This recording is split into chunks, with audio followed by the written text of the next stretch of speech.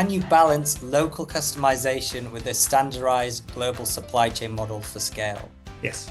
You need to restructure and rehire to shift the workforce mindset from resilience to scale. Not necessarily. Dealing with supply chain disruptions is sometimes more unpredictable than predicting the weather. It depends maybe where you are, Mike's. No, I wouldn't say so. I don't think we've been handed down the knowledge of weather prediction in the UK. We get it wrong all the time.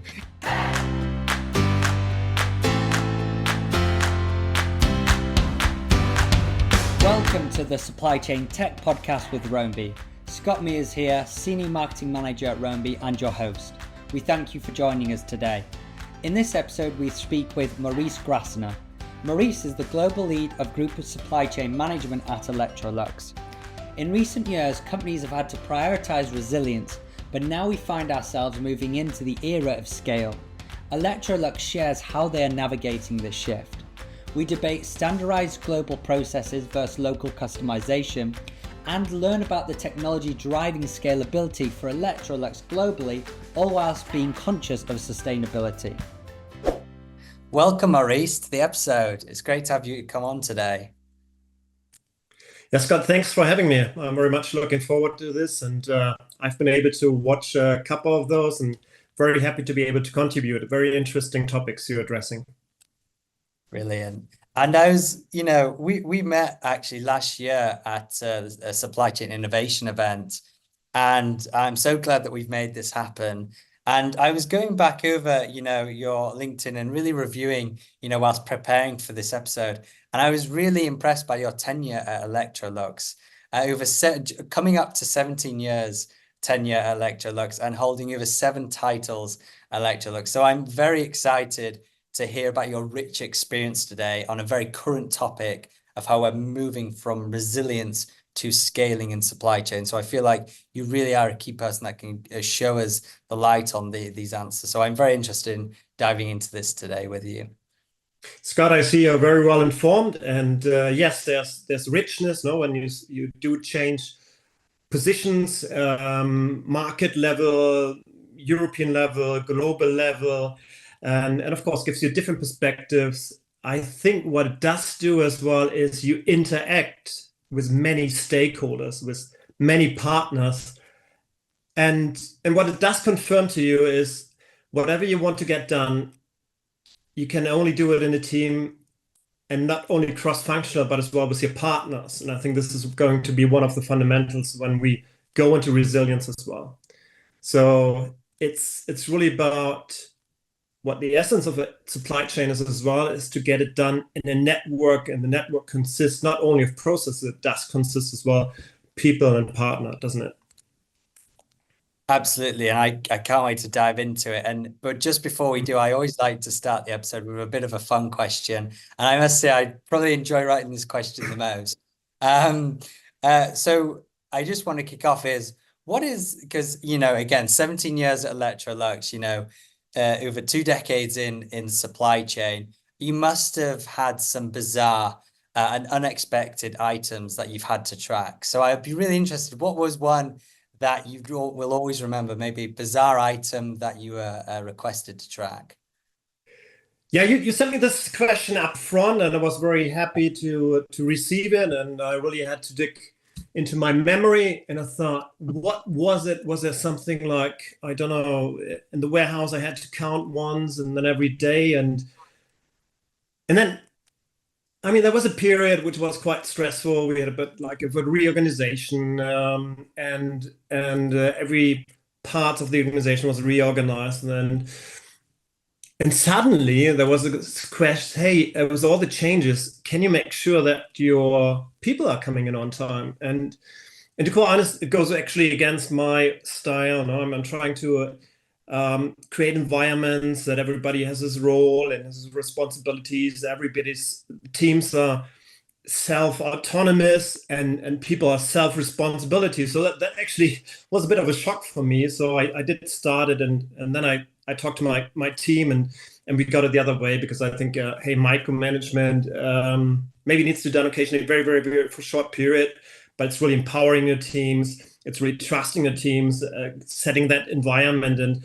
So yes, it was a bit bizarre. It went a bit, I think, against the principles of Electrolux as well, and it was a short period, so I went out of it. So yeah, maybe it wasn't so funny, but it was maybe a good reflection to really what work environments we really want to build for our people, so that they really move on their own, and you really empower them and they get a lot done. No, maybe we should not then track each and every item on a micromanager base. Maybe that's a bit the learning I got out of it.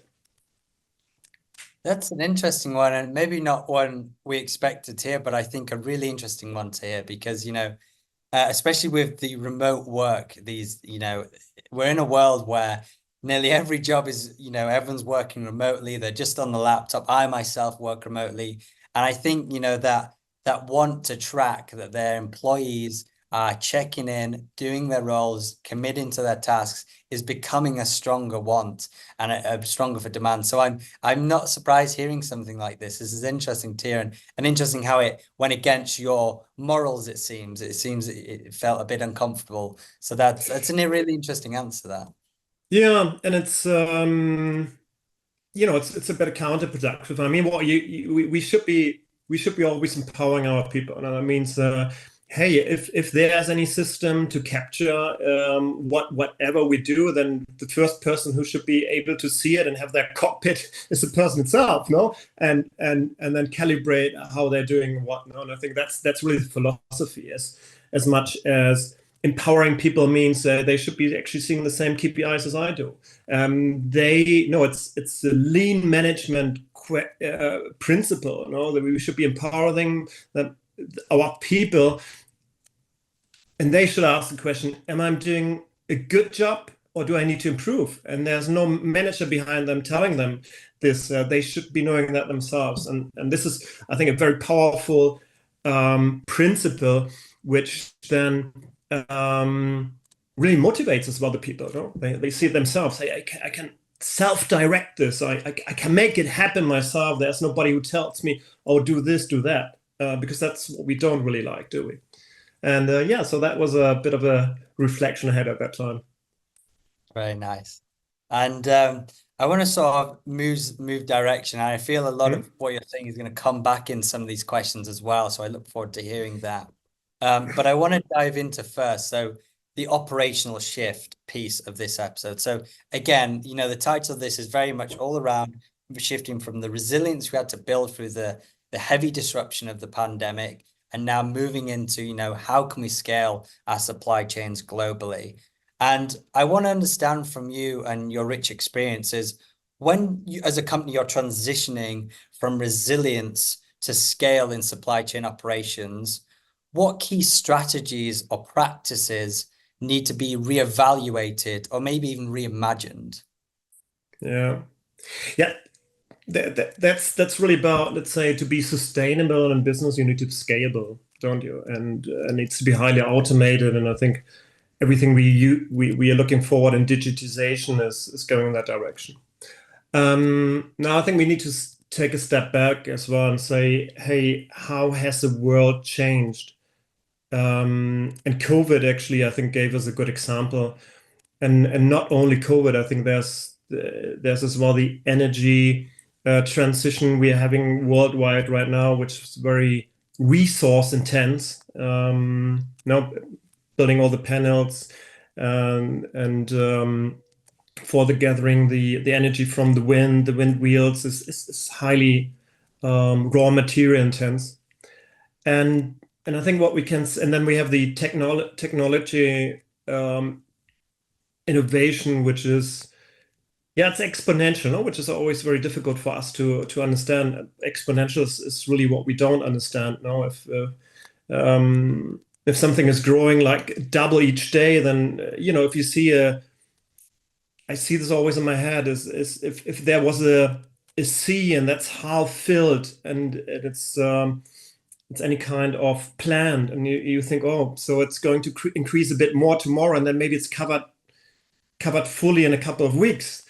But exponential really means it's going to be covered tomorrow, the entire.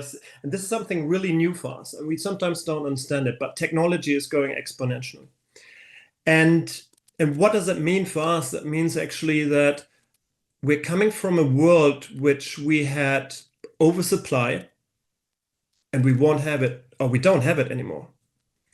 So we are coming from an unconstrained environment in many places to a constrained environment, and it's going to stay here.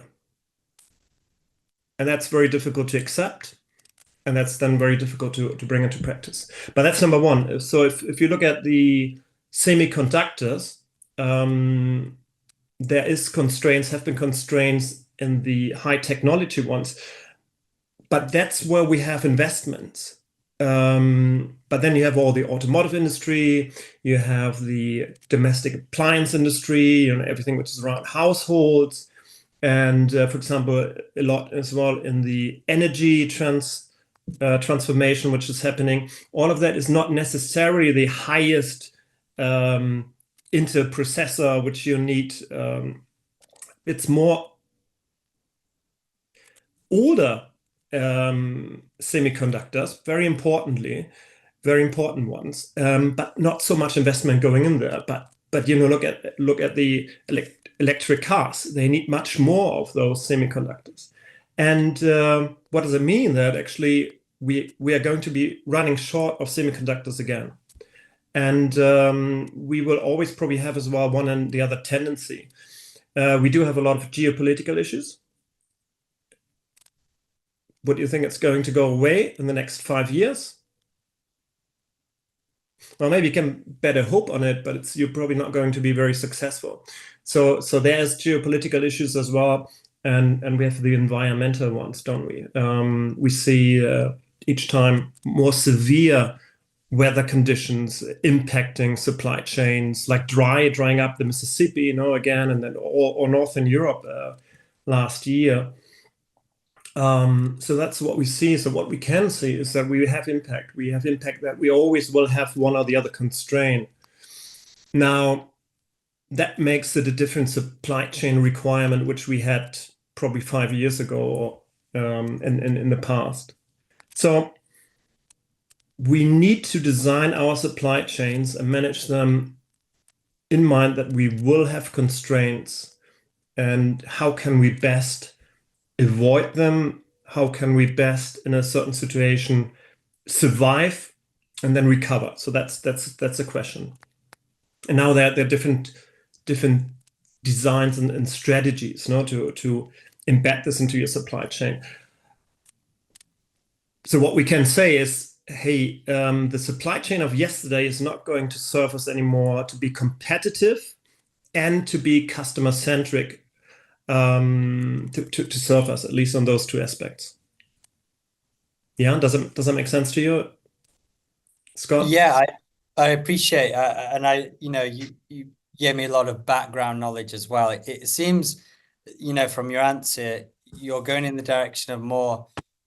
It's less reimagining about specific processes and more always being of the mindset we are never going to have a perfect situation. There's always going to be a disruption, whether a sustainable disruption, a weather disruption, a geopolitical disruption, and the many others that is going to affect our procedures and our practices. Therefore, you need to have the mindset and the flexibility to be flexible in all of these. I feel that's more what you were saying rather than specific practices or strategies that have to be changed. Yeah. I mean, face it. I mean, just think about last week or last 2 weeks, what you've seen on television. Have you seen natural risk? I mean, like climate changes, natural disasters, natural resource shortages, epidemics this time. Yeah, you probably have heard about this. Have you heard about financial risk, where there may be some suppliers having a problem, liquidity risk, where investment funds are putting their money, etc.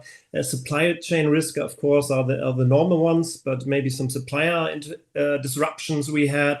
We have all the cyber risk, don't we? We have information distortions. Then we have all the laws. The European law coming in with their requirements on tracking the origins of the products which we procure, cultural risks. So, I think if you just think back the last 2 weeks, there were many of those which I just named. So it's and all of that are going to bring at risk our supply, don't they? All of them do that. So yes, resilience, and that's on some of the conferences I've been, is going to be a competitive advantage to if you get it right. And it, the list is endless, as you just you just named off so many challenges that you're facing on a daily, and we just don't know what's going to be around the corner. But maybe if we can just pull out maybe Yes. any specific maybe operational processes or structures that you feel maybe need to be undone or modified enable to facilitate a shift from resilience to scalability. So that's what I really want to dive into. If a company's looking to now scale globally, is there anything they need to shift on, like specific operational processes or structures, when they were a minute ago they were just focusing on we need to just survive, and now it's now okay, now we are surviving, let's scale this. Yeah. It's fair.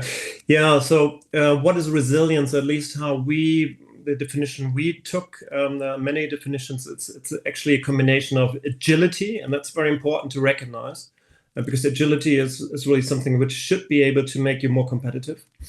And it's about risk management, which can make you more competitive, can cost money as well. And there's a bit more of a balance sometimes to take, isn't it? But it's really consisting of both. And some say it's like the same, it's the same coin, but different sides, maybe.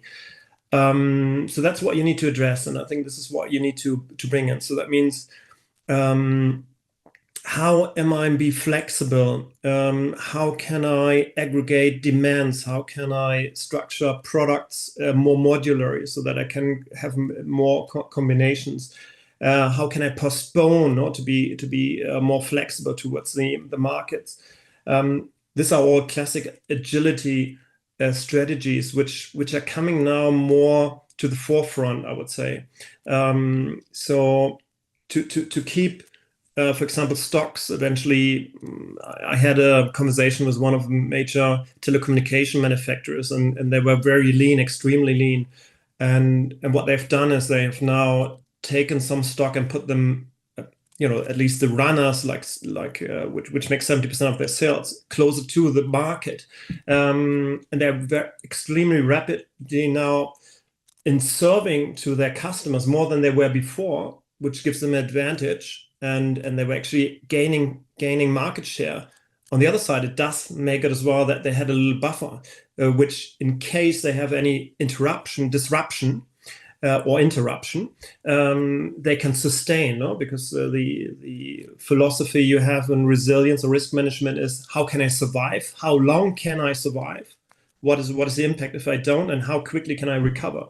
Now, if you have then certain buffers, very classic one, no? But you need to strategically look where you have those points where it really makes sense to have them. Of course, it gives you then the first possibility to survive. And then secondly is, okay, so how do I react now to it? How do I recover my situation? So I think agility is a big one, and it gives you, done rightly, it can give you a market advantage if done rightly. So I think this is very beautiful because it comes through, and it's actually customer facing. It's actually customer centric. So that is quite beautiful here. Now, if you look at it, that's agility, and we can maybe go another question a bit more into it. The other one, which comes to more importance, if you have unconstrained supply and you just supply and supply and supply, you sometimes could ask, why should I have such a good visibility? The stuff is going to be in my warehouse like almost anyway, and only if it's maybe highly innovative technology material, then obsolete is a problem. You should have better stock control, pipeline control, and visibility. But otherwise, it's probably just going on, and I can do it without excellent visibility. Now, if you have an international and global supply chain, and you do have disruptions which are severe, or you have even interruptions like smaller issues, then this becomes of importance, no? You need to be able to know, hey, where is my material? How much did my supplier confirm? My supplier is an area where we have weather problems. Is he confirming his supplies? Is he not?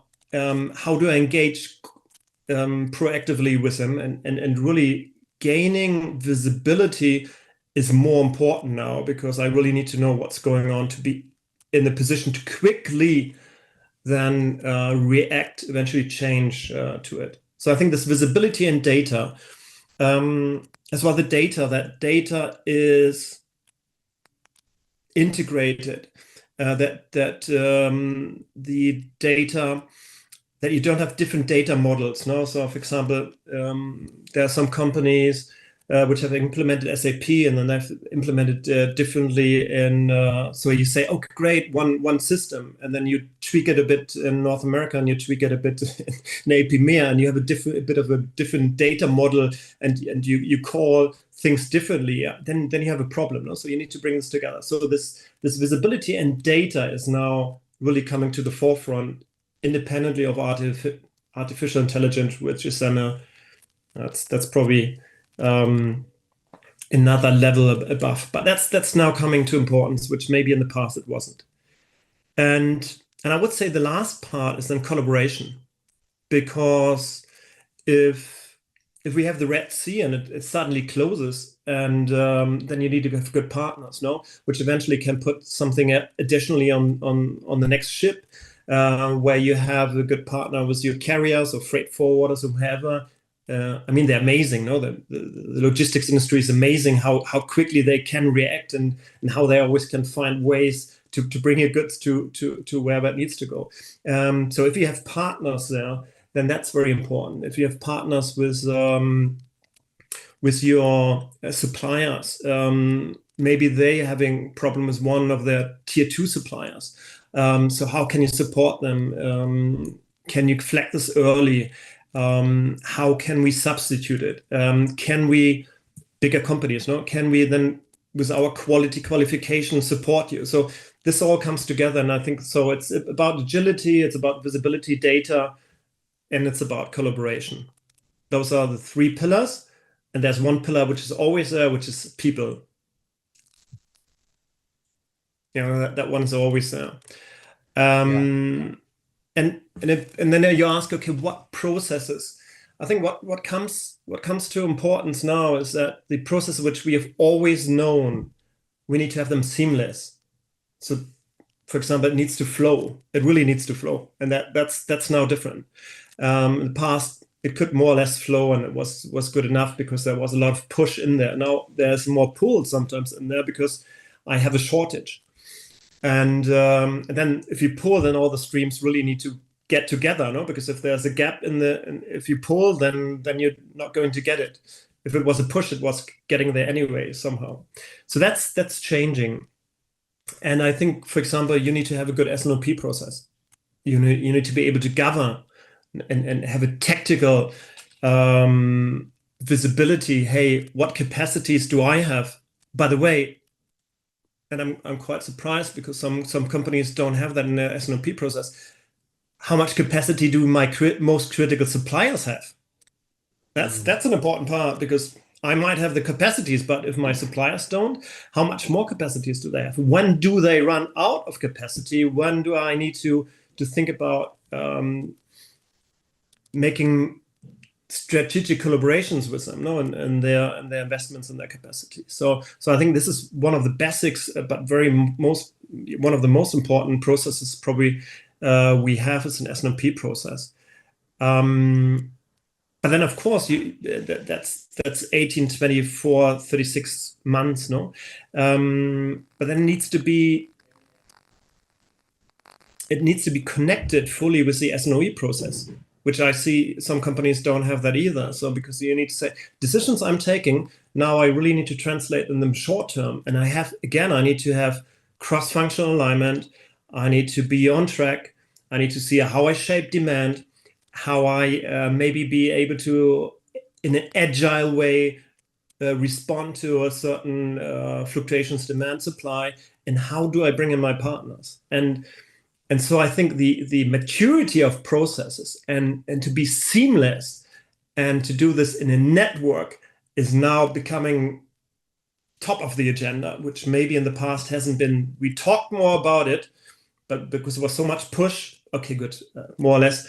And now it's becoming really one of the wheels that your vehicle really goes forward. So that's what I could or that's what we could see. Yeah, I really appreciate the thoroughness and really taking us through every stage there. I want to dive into the people for a moment, Yeah. and you mentioned about alignment and it being such a key piece. So, when it comes to companies how do companies effectively balance the need for local customization with a standardized global supply chain model for scale? Yeah, right. Yeah, in essence, it's a very fair question, as you can see. Now I have to think a bit how I'm going to answer it, because maybe as well what we've been doing in the last years, we said, oh, customers always number one, employee and customer. Let's put them both together. It's not the question of discussing that one.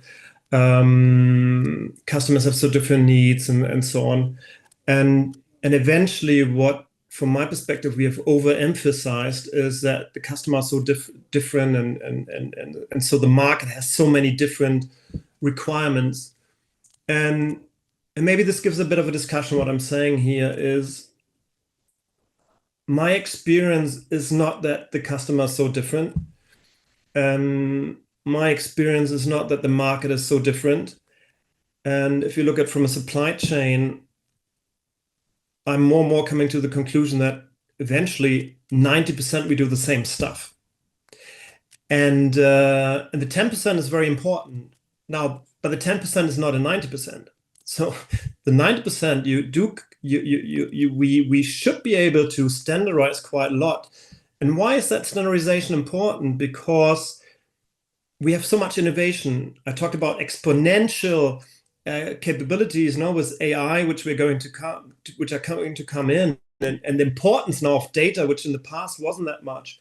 Now imagine you're not standardized, so try to now to bring in the data model for Mexico, which is different than the one for Canada. Try to bring in the Indonesian, which was different because somebody said, "Oh, the market is so different." But on the underlying machine, it's probably very maybe to car. No, it's still a car. Then the traffic is different, and you need to take care of this, and maybe the language is different. But this is all quite superficial. It's very important to get it done, and as well, there's no question that the most different parts is no question customs. Yes, you need to cater for that. You need to cater for a different logistics local market. Yes, the DHL you find in the UK is not the DHL which is going to serve you in Argentina. So yes, and the provider maturity or the landscape, the maturity is for sure different, and you need to adapt to that, and the customs you need to adapt to that, and you have some fiscal questions in each market, and you need to adapt for it. Okay, good. And this is the 10%, but the rest, Scott, and maybe I'm happy to have any discussion with anybody who's listening to this. The rest, there's big potential to standardize it. And what's the beauty of standardizing is we talked about collaboration and people. Don't you think it's very good to bring together people working in the US with the one which work in Singapore? If they use the same processes, if they use the same systems, if they use the same naming conventions, if they use the same KPIs, and suddenly you're really elevating the teams and they get together, and that's very beautiful to see, and that's really what we're trying in Electrolux. I'm sure for some that'll be reassuring to hear, and for others they may question it. It's interesting you say 90% is the same, 10% is that, that piece where you do have to customize. And I think, it's you're right, it's still a car, especially from the outside point of view for the customer, it's still a car that I'm buying, but the 10% it can be a little bit different. And it's just interesting to hear you say this. And I hope that people are listening to it and being reassured. And even the ones that maybe are questioning it are maybe thinking, there is value in standardizing and not getting too lost in the detail of that 10%, which I feel a lot of people do, and therefore making it much more than 10%, being a 40%. And this is now not scalable to Indonesia because there's just too much complexities to scale this. This is not scalable for Singapore because there's too much complexities. And I think that's interesting what you're saying. Yeah, maybe just one word more. That means not everything fits to everybody. But we need to see as well that if you have an international or global supply chain, you do have different channels. You have like a direct to consumer channel, you have a retail channel, you have a special retail channel, which is a niche one. You do have maybe a distributor. You have service operations, which is a channel as well, for example. And then you segment the channel. But to be quite honest, you have that in the majority of markets. And it's, and this is what you need to be able, that capability you need to have. And that is then applied to different extent in different markets. And that's fine, but it's still a standard. Because you do have a retail channel in North America, and you have it in Australia, and you have it in Singapore, and you do have a construction one in China and in North America and in Argentina. So you need to be able, and that has specific characteristics, and they're very similar. But of course, then the lead time might be different. When you confirm an order might be different, but all of that is configurable. But the standard can be established then globally, if you understand what I'm saying. So within your supply chain, of course, you have to have segmentations. You need to be able to respond to different channel requirements. Of course, you have to do all of that. But that does not mean that everybody has to figure it out by themselves and somehow it's slightly different. And I think this was a bit of a tendency in the past and in many companies. Then we should as well see that not everybody has grown organically, So as well, there was some merging of companies, and that is probably the difficult part. So we have a lot of legacy. Everybody, we have not everything is grown organically. And the question is, so how do I do this harmonization? And that's and if you want to get to scale with digitization, with resilience, just to name a few, managing a global supply chain, then that is probably one of the big challenges. So how do you do that? You just put everything in data lake, make sure that with attributes everything is matched firmly. That's right. But there are always needs as well. So for example, what we do is we have quite a need-based approach. And if we have a need, then we utilize that event for harmonization, for example. So that's how we do it. Harmonizing everything just for the purpose of harmonization is probably very expensive and maybe not recommended. So you need to find your ways of doing that. But it's difficult, in bigger companies to get to a harmonized process, system, and data model state. But then that's quite important to be able to scale. And you mentioned earlier at the core of this to achieve this shift of scale, and you said it really comes with the people, and you said at the start also to the first question about wanting to empower people to come to you and say, how can I do better? How can I evolve? Having that right mindset for their role and for the company. How at Electrolux, what are you doing to shift the workforce mindset globally, from that resilience to scale mindset in not just the company, but in their role as individuals? Yeah, that lies with our foundation, where we have value people a lot, and that is reflected as well in our Electrolux manufacturing system, so our excellence system, really, and management system as well. So it's lean principles, lean methodology, which we have, which value people and partners as well. No? So I think this comes natural to us and has been implemented decades ago. As well, I think with our Electrolux mindset and shape living for the better. So this all is I would say one of the characteristics of Electrolux. Now, how do we do this in practice and as well is there is so empowerment is for sure what we have on the agenda. How we can as well create autonomous teams. That's what we try to give quite a lot of autonomy. We as well try to to motivate people to take risks. That's for sure. Some teams as well have a budget which is not needed to justify, so that they can try out some stuff to a certain degree. That's important, I think. And then we'd be quite clear on as well. Hey, this is so we always divide actually our agenda on perform. These are the key performance targets which we have. That's where we need to perform. So that's every day, everybody's standing on it. We have frequent feedback. Then you have your storyboards where it's displayed, normally on a weekly basis, sometimes on a daily, depends.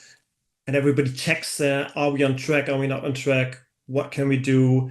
You have continuous improvement initiatives going from there, kicked off by the teams with an A3. So we're very lean, from that perspective.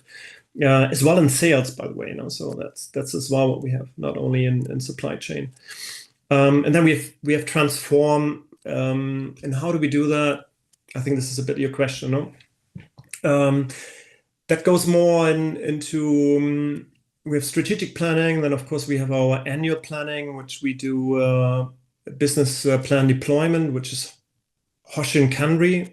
So it's business plan deployment methodology. And for example, if I then take my part, so we determine, hey, that's what we want to achieve strategically. Once a year, we make our annual plan.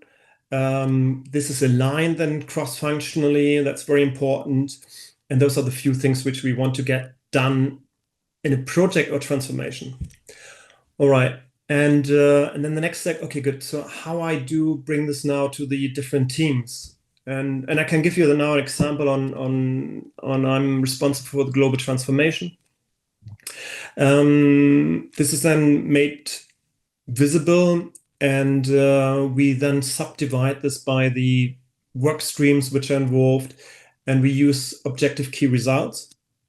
So it's a quarterly process. So the annual one we break down in quarterly.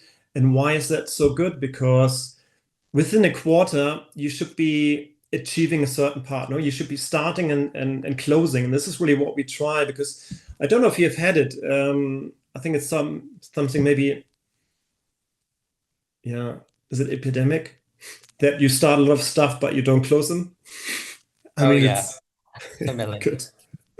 Yeah, and let's say what that has driven us towards. We looked at different ways of doing it, and OKR. That's my experience over the last, I would say, 8 to 10 years. Is actually quite good, because it does tell you, hey, in that quarter, what needs to be started, what needs to be finalized, and how that does a finalization look like, and we close it off.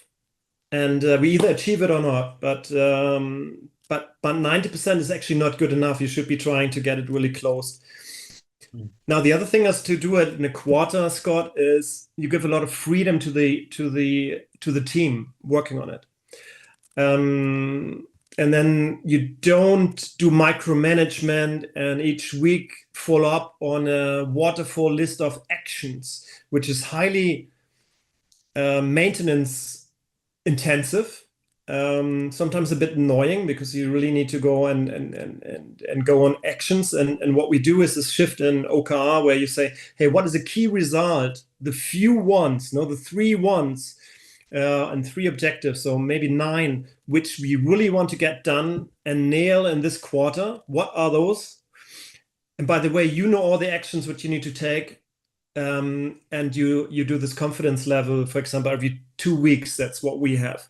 So every 2 weeks they say, hey, how confident I am to achieve that key result on 100% by, normally the end of the quarter. And that's quite nice because that confidence level you can do in, well, maybe not in seconds, but in 1 minute, hey, because I work on this every day, don't I? So how confident I am at this. And if I have some struggles, if the confidence level is below, I can list, hey, these are my roadblocks I foresee right now. And that's where I need support and not. And this is quite nice because the drive is really with the people doing the job. And they report the confidence level. And then for the workstream leader, anybody supporting them, they say, hey, this is going down a bit. Is there anything I can support you with? And I think it's quite nice because it's low administration. So low, it's not really intensive in making big charts, etc., etc. You have a conversation every 2 weeks or every week, depends a bit on the one-to-ones, and you have exchange on how things are going. You're checking in with the person, very important, I think, and you have a qualified conversation on his confidence level, and if it's high, then hey, it's done. We can talk about many other things if needed, and that's how we bring it across, and that's actually working quite nicely in the transformation program which we are running and which I'm running now for the last 2.5 years. I feel people need to really listen to the answer, especially towards the end of it, because I've seen OKR programs be implemented in varying ways in companies.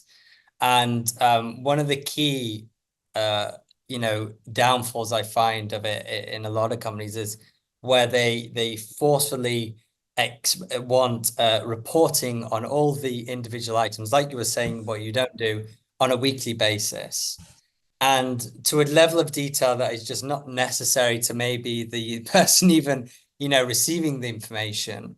And it can become very taxing, time consuming. And like you said, it's very, I guess it leans to that micromanagement.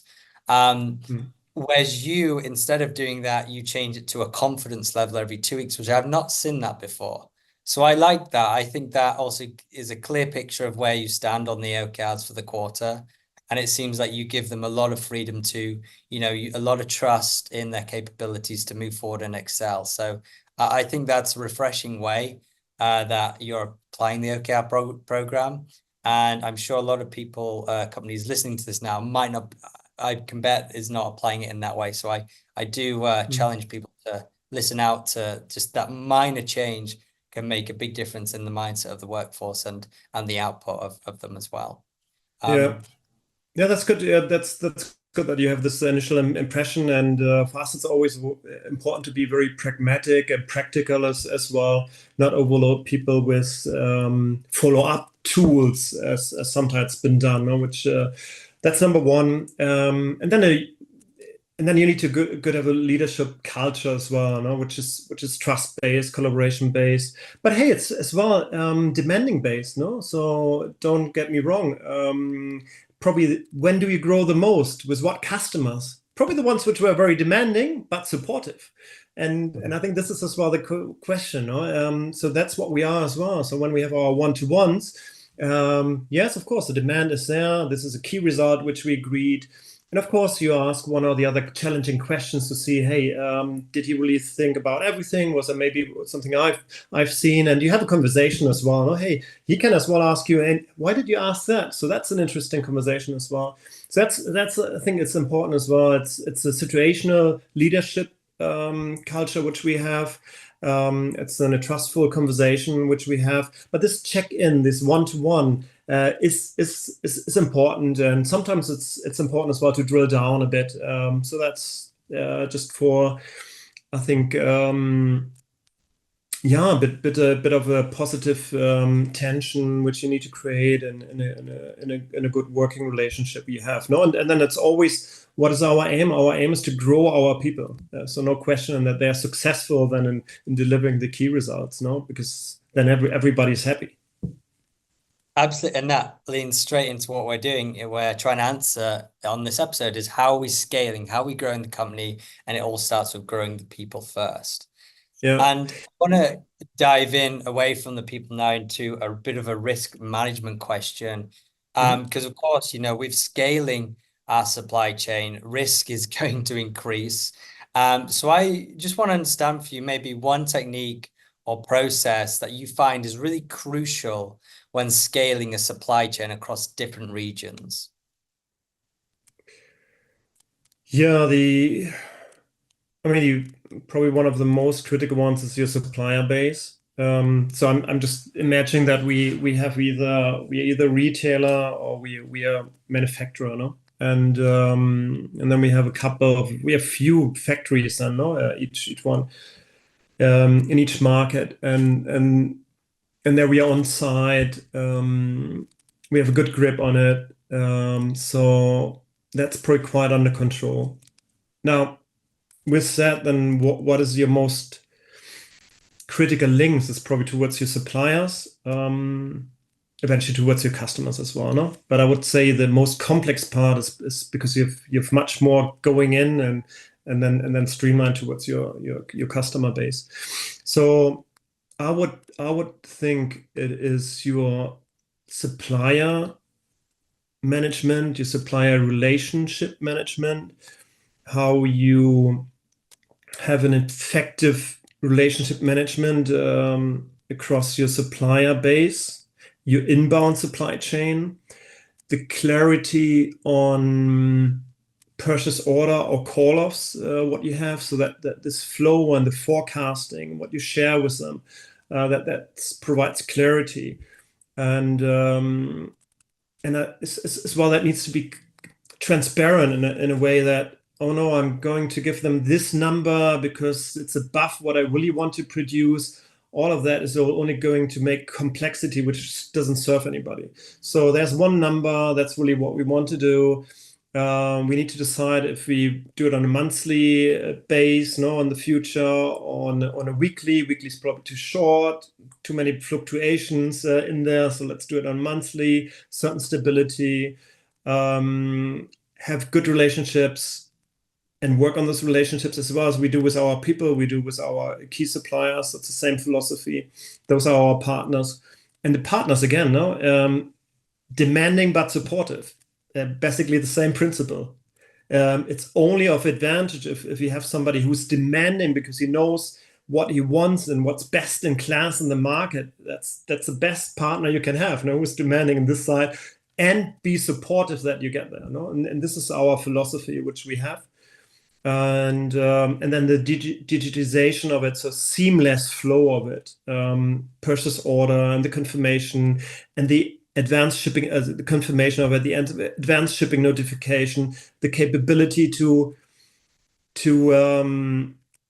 expedite or maybe to slow down your pipeline. So this is I think I would think with the constellation I have in my head, the most critical part, and where there needs to be good investment.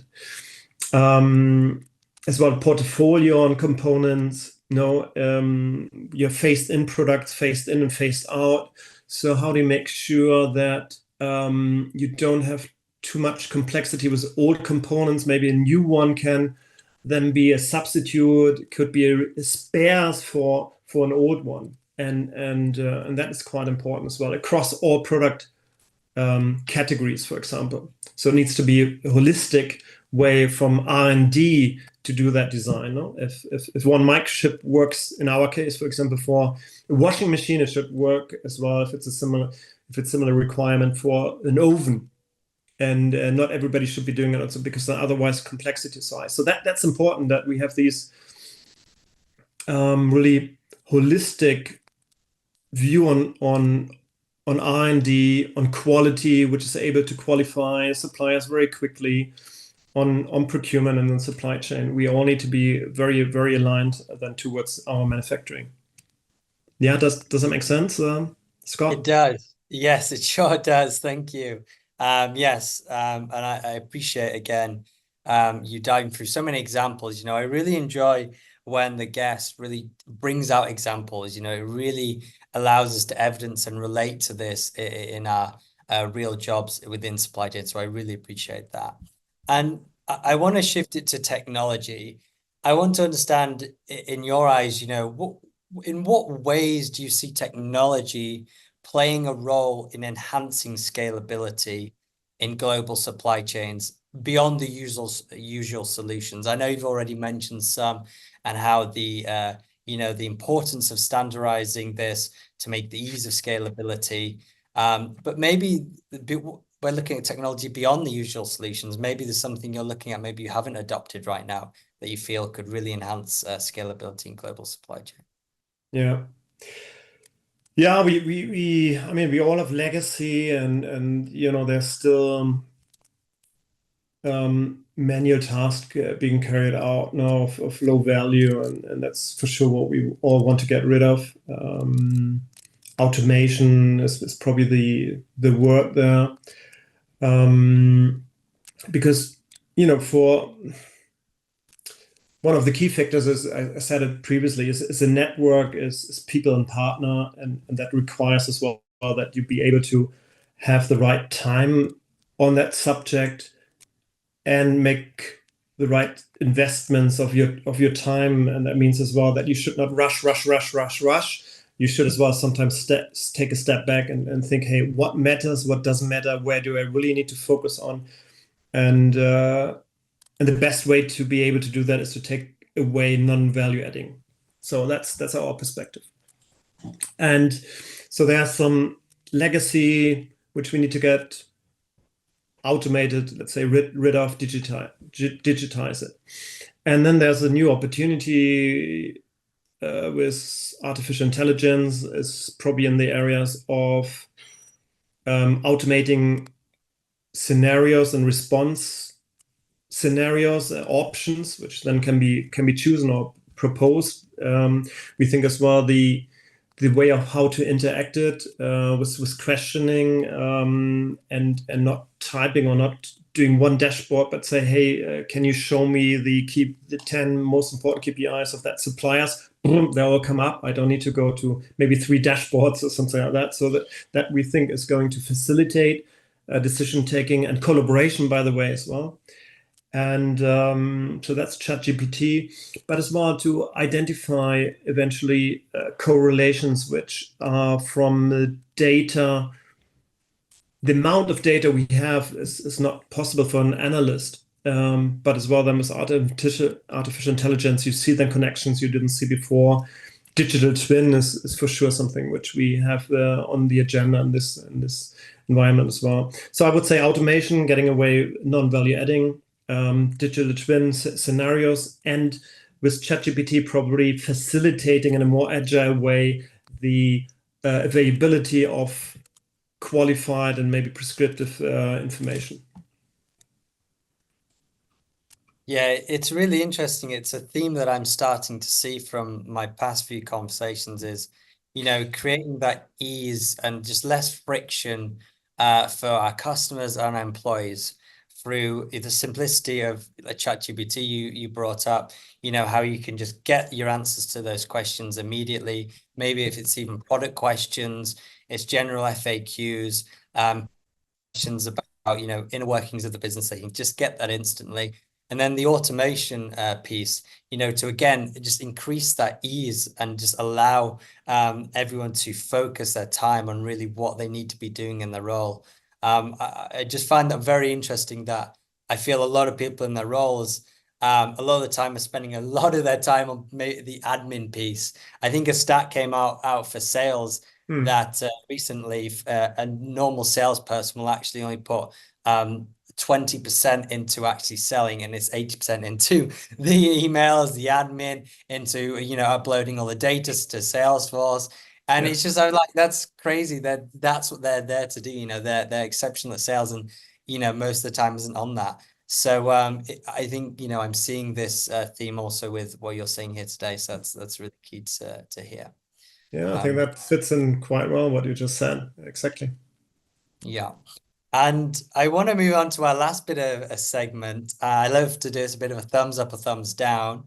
And all I need you to do is I'm going to say some statements to you, which are yes or no questions. And you just give me a big thumbs up or a big thumbs down. And if Okay. you could also say thumbs up or thumbs down for the audio listeners to also know what you said to the question. Are you ready? Yeah, let's go. Oh, wonderful. Can you balance local customization with a standardized global supply chain model for scale? Yes. You need to restructure and rehire to shift the workforce mindset from resilience to scale. You restructure, rehire. Yeah, Like you a need to restructure and you need rehire to shift the workforce mindset from resilience to scale. Do you feel that you need to restructure and rehire? not necessarily. No, yeah, some of these are curveballs. Some of them are clear no hits, but it's always interesting to see what the guest says. Um, Cultural awareness is integral to scaling your global supply chain. Big thumbs up there. Sustainability goals hinder global supply chain scalability. Hinders. Hinders. Would you say that's a yes or a no? Can you elaborate a bit more on that question? So Maybe. this is just a scenario again. It's saying, so this particular statement, again, it's just there to be yes or no, is does sustainability goals hinder global supply chain scalability in your experience? Do you find it hinders it? And that's No, I mean, there's a bit of a beauty as well. No, no, no. I mean, then like this, no, it doesn't hinder. yeah, no, big thumbs down, yeah. Yeah, yeah, no, no. I mean, the first of all, it's our duty, as a good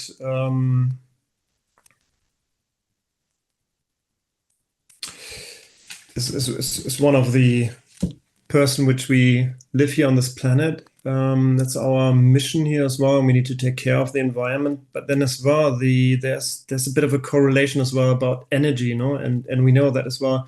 Energy is constrained. It's can be harmful. So the better you are on the resources, which is energy, which is also well raw materials, that's going to be beneficial for the planet. On the other side, it's as well beneficial for the business. The less resources you need. So, of course, it's not a one-to-one relationship, and it's not as easy as this sounds, but it's actually quite a beautiful connection there. I appreciate you adding a bit more information to the question. I could agree Hmm? more. Sustainability goals is integral to us as a human race to factor these in and really take these seriously. So I couldn't agree more.